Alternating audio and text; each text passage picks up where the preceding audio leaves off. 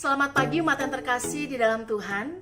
Kita bertemu lagi untuk puji Tuhan. Kita bertemu lagi dalam kasih. Sesuatu pasti terjadi untuk kebaikan kita. Kita bertemu lagi untuk puji Tuhan. Nah, saudara-saudara, senang sekali karena pada hari ini kita bisa kembali bertemu. Doa saya kita semua berada dalam keadaan yang baik, dalam keadaan yang penuh dengan selamat. Nah, umat yang terkasih di dalam Tuhan, ketika seseorang memuji, ketika seseorang menyampaikan pujian, tidak jarang pujian itu hanya sekadar menjadi kata-kata manis belaka. Ada banyak orang ketika memuji tidak sungguh-sungguh lahir dari dalam hati pujian tersebut. Oleh karena itu menjadi menarik, karena ketika seseorang memuji dengan sungguh-sungguh, sebenarnya itu bukan sekadar kata-kata manis belaka, tapi berisi sebuah kesadaran tentang sosok yang dipuji, tentang apa yang dipuji, tentang apa yang disyukuri. Sehingga harusnya pujian itu tidak sekadar menjadi kata-kata manis yang kadang-kadang kosong artinya. Ketika kita semua memuji Tuhan dengan sungguh-sungguh, harusnya kita juga menjadi orang-orang yang tahu dengan betul-betul kenapa sih saya memuji Tuhan. Apa yang saya syukuri, apa yang saya alami, apa karya Tuhan di dalam kehidupan saya, sehingga saya memuji. Sehingga pujian itu menjadi ungkapan syukur yang datangnya dari hati. Karena kesadaran kita membawa kita pada sebuah keyakinan bahwa Tuhan kita itu luar biasa. Sekarang saudara, kalau saya meminta saudara coba dalam satu kata, ketika saudara-saudara mau memuji Tuhan, apa yang mau saudara katakan? Allah kita adalah Allah yang Oleh karena itu sekarang saya mau mengajak kita untuk mengawali perenungan kita pada hari saudara dengan bersaat teduh. Mari kita berdoa, mari kita datang kepada Tuhan di dalam doa secara pribadi dan menyatakan mengapa saya menyebut Tuhan sebagai Allah yang titik-titik tadi, apa yang saya syukuri sehingga saya bisa memuji Tuhan seperti itu. Kita akan masuk dalam doa pribadi saudara. Mari kita berdoa.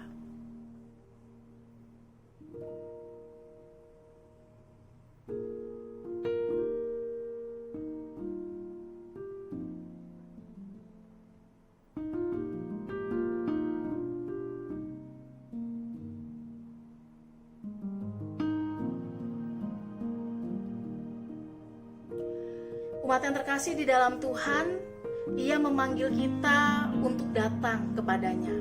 Ia memanggil kita dalam segala keterbatasan untuk kembali diisi, untuk kembali dikuatkan, untuk kembali diteguhkan di dalam iman kepadanya.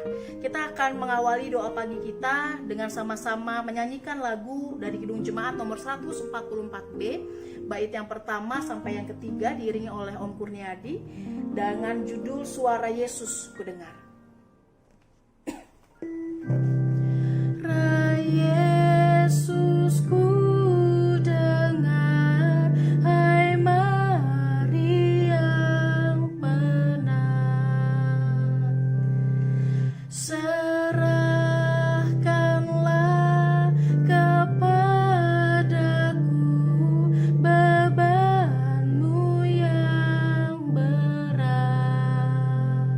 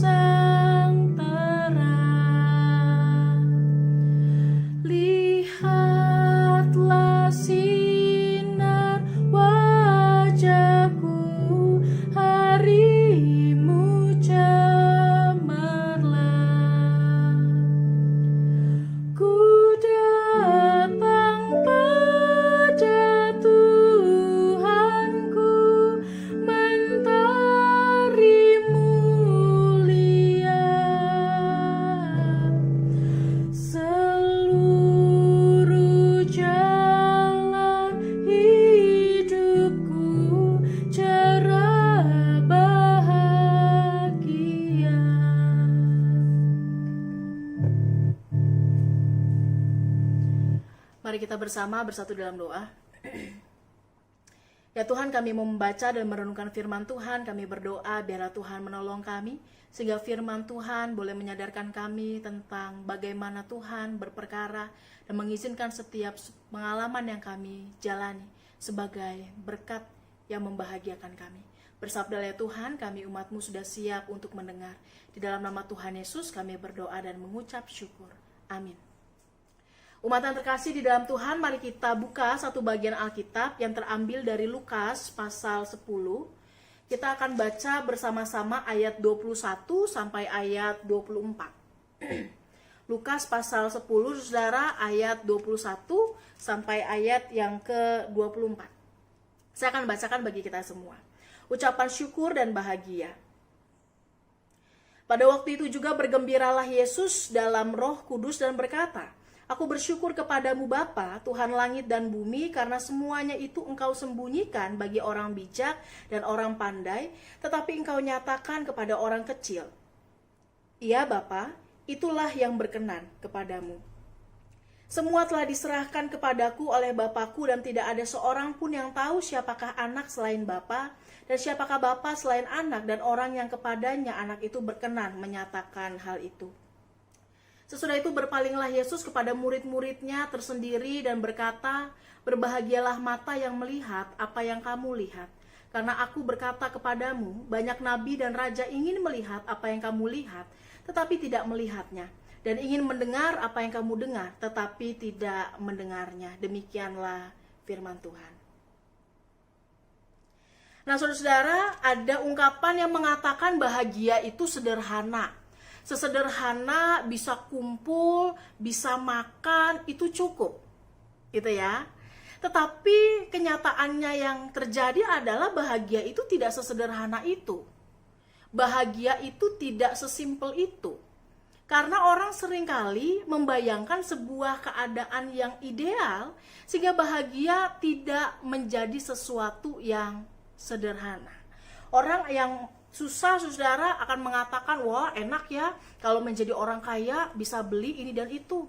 Sedangkan ada orang yang kaya yang mungkin mengatakan, aduh enak ya kalau kita punya duit pas-pasan, asal di rumah ada makanan yang cukup, ada cinta kasih, ada kekeluargaan yang erat dan seterusnya.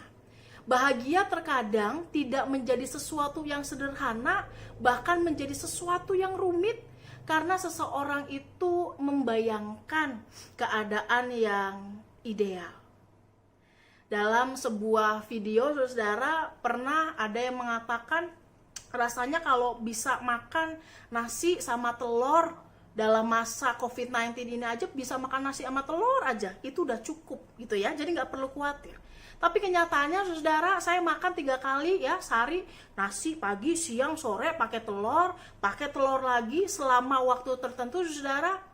Sulit juga untuk bisa merasakan bahagia, bukan karena saya tidak tahu bersyukur, tetapi karena saya pernah merasakan keadaan yang lebih enak, yang lebih ideal, yang saya bayangkan lebih menyenangkan dibandingkan keadaan saat itu.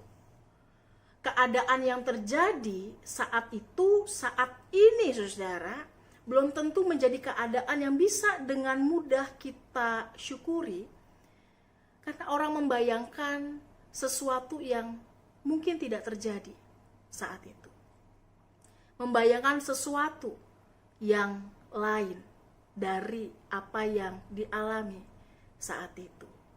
Hari ini ungkapan bahagia, ungkapan syukur yang Yesus beritakan dalam Lukas, saudara, ini menarik karena justru di dalam ungkapan syukur, ungkapan berbahagia, Yesus mau mengajarkan sebuah prinsip yang sederhana ketika seseorang berbahagia. Ya, dalam ayatnya, saudara, dikatakan berbahagialah mata yang melihat apa yang kamu lihat, karena banyak nabi dan raja ingin melihat apa yang kamu lihat tetapi tidak melihatnya, ingin mendengar apa yang kamu dengar tetapi tidak mendengarnya. Yesus mengatakan para murid adalah orang-orang yang berbahagia, orang-orang yang diberkati, orang-orang yang pantas untuk menyatakan syukur kepada Tuhan. Karena apa, saudara? Apa yang ia alami saat ini, saat itu juga Yesus tidak mengatakan, oh kamu berbahagialah ya, karena ya nanti kamu akan ada dalam kerajaan, kamu akan mendapatkan kedudukan dan seterusnya. Bukan, saudara. Yesus mengajarkan bahagia yang adalah saat ini, dengan apa yang ia rasakan. Kenapa? Karena ketika mereka mengalami sebuah pengalaman iman tertentu, maka sadarlah pengalaman itu adalah pengalaman yang Tuhan berikan khusus untuk kita alami saat ini, dan mungkin orang lain tidak alami. Jadi daripada kita kemudian membayangkan sesuatu yang tidak kita alami, sesuatu yang tidak ada, lebih baik apa yang sudah dipercayakan secara khusus. Pengalaman iman yang diberikan kepada kita dalam kekhususan, itulah yang kita syukuri. Karena disitulah Tuhan juga turut bekerja. Tuhan turut campur tangan. Dalam konteks ini, saudara, para murid menjadi orang yang berbahagia karena di pasal yang sebelumnya dikatakan bahwa mereka diutus, ya, 70 murid ini diutus, saudara, untuk bisa melakukan banyak karya besar. Tetapi Yesus mengatakan jangan bersukacita karena roh-roh itu takluk. Jangan bersukacita karena bisa melakukan mujizat, tetapi bersukacita dan bergembiralah karena namamu terdaftar di sorga. Karena apa yang kamu kerjakan adalah bagian dari penghayatan imanmu. Karena apa yang kamu kerjakan adalah tugas dari Tuhan yang kita lakukan dengan sungguh-sungguh. Saudara yang terkasih, berbahagialah kita kalau saat ini kita mengalami banyak pengalaman tertentu. Gak usah bandingkan sama orang lain, karena setiap orang punya pengalamannya sendiri-sendiri. Berbahagialah kita, karena artinya pengalaman yang diberikan kepada kita itu sifatnya khusus, yang mungkin tidak dialami oleh yang lain. Ketika Yesus mengatakan para murid berbahagia karena melihat dan mendengar apa yang tidak didapatkan oleh raja dan nabi yang lalu, apakah raja dan nabi yang lalu, saudara, adalah orang-orang yang tidak berbahagia? Tidak juga. Mereka dipercayakan pengalaman iman yang lain pada porsinya sendiri-sendiri. Dan kalau para murid saat ini diperhadapkan pada pengalaman iman bersama dengan Tuhan, maka mereka diajak untuk bersukacita karena mereka bisa melihat banyak pekerjaan besar. Ketika kita sebagai anak-anak Tuhan saat ini hidup sebagai pengikut Tuhan, maka berbahagialah kita karena Tuhan mempercayakan sesuatu untuk kita jalani.